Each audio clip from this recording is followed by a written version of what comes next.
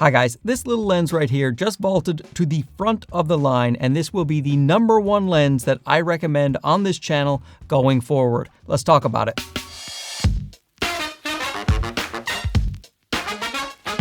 This right here is the perfect focal length, in my opinion, for doing something just like this. A talking headshot, content creation. This is a 15mm lens. In fact, I always shoot in this studio on a 15mm APS-C lens on my ZV-E10 Mark II or my FX30. This is the Sony 15 f1.4, but this thing is so much more expensive than this. This is the Viltrox 15mm f1.7, so a 1.7, not bad compared to a 1.4. Optically, almost as good, and it is right now so much cheaper. This thing is $950 right now, thanks to all of the tariffs and the new prices that we have. It is completely unaffordable in my opinion. But Viltrox is releasing this thing for a very good price. This is $227. I will leave a link down below. Make sure you check it to get the proper pricing. And this Sigma 16mm f1.4, I used to always recommend this lens over the Sony pretty much because of the cost savings. But now, thanks to all of the tariffs and everything else, this has become pretty expensive too. $538 USD right now for this Sigma lens, which is great, but very expensive right now, in my opinion. Wait, there's one more. This is the Yongnuo 16mm f1.8, and this lens is a bit of a step down compared to the Sigma and the Sony, but at least it's a pretty good price at $288. So I was recommending this one for this type of talking headshot, but now it will definitely be the Viltrox 15mm f1.7. In fact, let me throw up a side-by-side with this very expensive Sony lens, which is optically one of the best lenses that I have ever tested.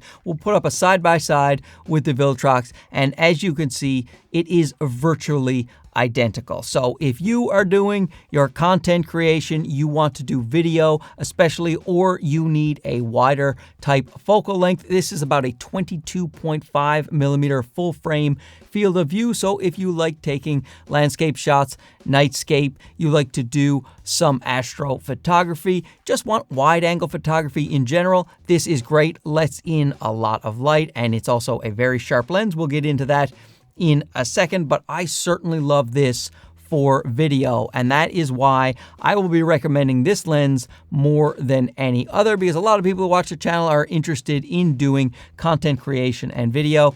This is the way to go. If you're shooting on an APS-C camera, that is, and it is available for the Sony E mount, the Fuji X mount, and the Nikon Z mount, or Z mount, depending on where you're from. Now, as you can see, the 15 on the Viltrox is definitely wide enough. As the sun comes out to ruin my exposure, let's step into the shade like a professional. As you can see, still wide enough to vlog. Touching the lens right here. This is on the Sony a6700. It only crops in about 10% in active stabilization, so this is a great pairing. If you were to use a camera like the ZV-E10 Mark II or the ZV-E10, that active stabilization crops in a fair bit more, so you may want a wider lens, or it's going to be more of a tighter shot like this. Or maybe you can just hold it out a little more uncomfortably, but I like to be comfortable. You know me, ladies and gentlemen, so definitely a lens you can use in the studio, but as well out here as somebody is doing what? Just tearing down an entire building? I'm trying to vlog. My God, some people. Now, disclaimers, this video is not sponsored, but like most of the lenses I review on the channel, it was sent to me at no cost to myself, so let that factor in where it may. But the Viltrox Air Series is definitely my favorite line of lenses right now, because optically they are so great and their prices are so great. Given this new world of tariffs and ever-increasing prices, the Viltrox Air Series is so much more important now than I ever thought it would be. And they have 3 Air full-frame lenses, the 20, the 40, and the 50, and they have 4 now for the APS-C lineup. The 15mm, a 25mm, 35mm, and a 56mm. These are all 1.7s for the APS-C lineup, and most of them are under $200 still. And like all of the lenses in the Air series, it is dead simple, just made of a lightweight plastic with a smooth plastic focus ring that turns quite smoothly. The lens reportedly has some splash resistance on the front of the lens, but there's no real weather sealing at the back, no rubber gasket. There is, however, a USB-C port for updating your lens. Has a 58mm filter thread size and comes with a nice sturdy squared off petal lens hood. I do like the quality of this lens hood, especially at the price. The lens weighs a meager 180 grams, so such an easy lens to take around in your camera bag all day. Talking about the optics of the Sony E-mount version, which is the one that I have here, the autofocus is excellent, snappy, reliable, no real hesitation or flutter.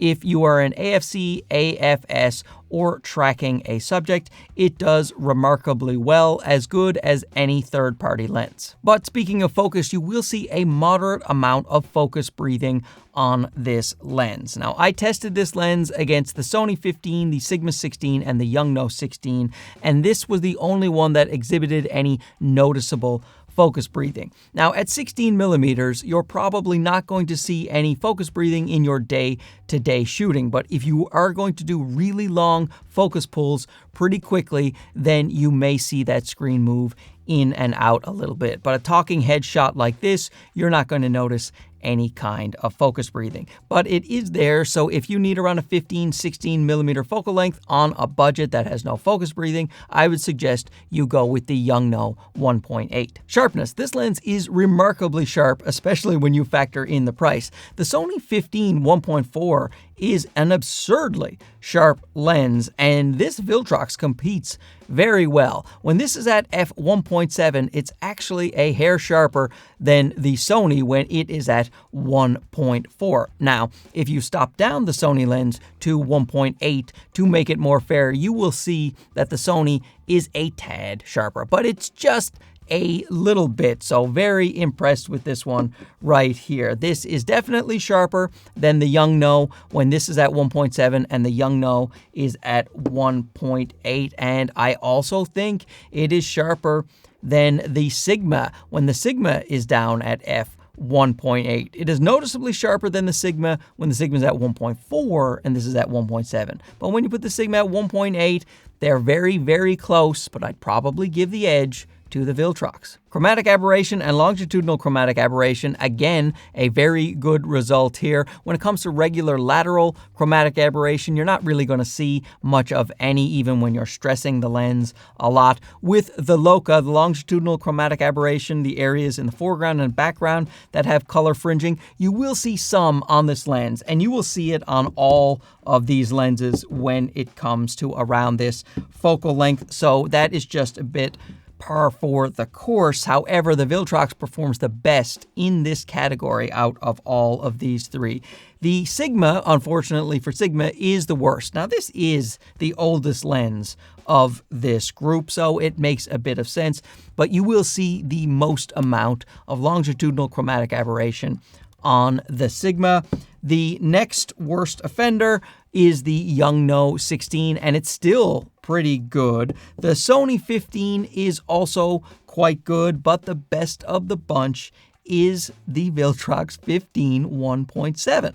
With a 15mm APS-C lens, you're not always expecting a ton of background separation at this wide angle focal length. However, when you do get it, it is nice and smooth. I think it's got great fall off. I really like the bokeh quality on this lens. And the bokeh balls are also pretty good. They are nice and round, not a lot of busyness or onion ringing going on. There is a little bit of outlining of color fringing around the bokeh balls, but I think it is more than acceptable at this price point. Another really great area for this lens is when it comes to flaring and ghosting. It performs as well with flare control and ghosting control as the Sony 15, and this one is great at that. It performs much better with flaring control compared to the Sigma and the Yongnuo. So I would think that if I were to choose a lens based on flaring and ghosting control, the Sony would have the best result, but very close behind is the Viltrox 15mm. Now the Sunstars I don't think are great on this lens. They're okay, but the Sony 15 has some pretty nice Sunstars. The other three lenses, the Sunstars, are nothing to write home about. You will see some pretty heavy vignetting when you are down at the lower f-stops, 1.7 to about f4. You're going to want to correct that vignetting, in my opinion. It is quite dark in the corners. It never fully goes away even after f4. Now there will be a Lightroom profile, so you will be able to correct the vignetting hopefully soon with one click of a mouse. But right now you certainly will have to adjust your vignetting, which is not that difficult to do in post. It is certainly there at the lower apertures. When it comes to distortion, luckily there is not much distortion at all, but the distortion that is there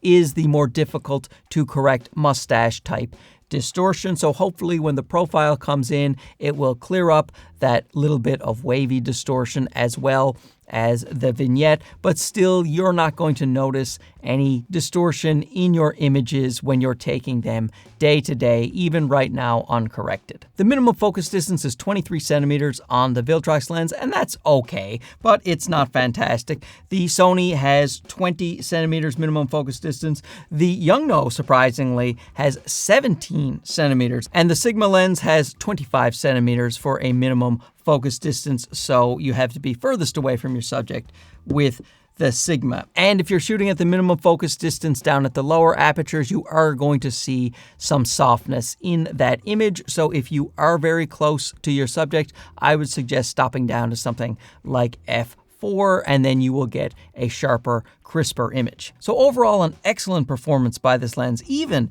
if it was the same price as this Sony 15, you could say it competes mightily with this lens. But the fact that this one is currently retailing at $950 and this one is $227, it is simply no question. This is the lens that I would recommend for content creators who have an APS-C camera.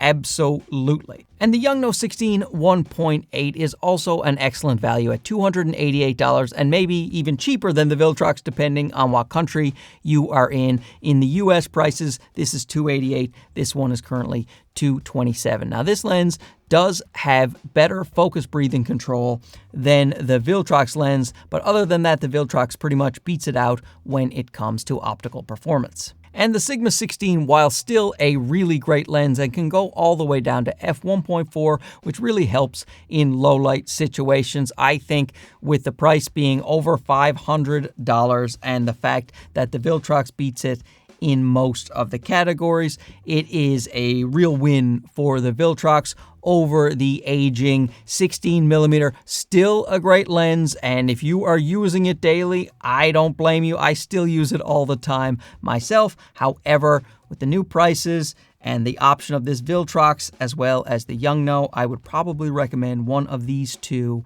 over these two more expensive guys. So let me know down below, what do you think? Does the 15mm 1.7 float your boat? If not, you tell me something that floats your boat, and then I will go make a video and stick it in front of your faces. What do you think of that? Thanks for watching. We'll talk to you again soon. Okay, bye-bye. Now, if you move around, it stays on you. All right. Pretty good. Yeah, see? All right. There you go. I didn't think I was that good looking. Oh, you're that good looking. All right.